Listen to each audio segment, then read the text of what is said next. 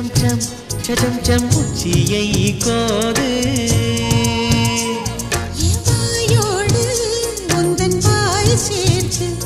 உன் மார்போடு மெல்ல கூர் பார்த்து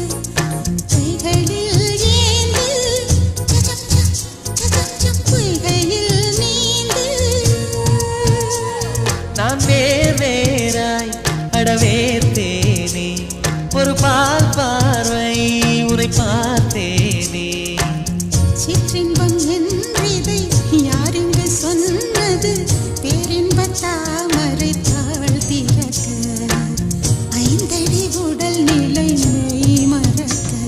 ஏ அசைந்தாடும் காற்றுக்கும் அழகான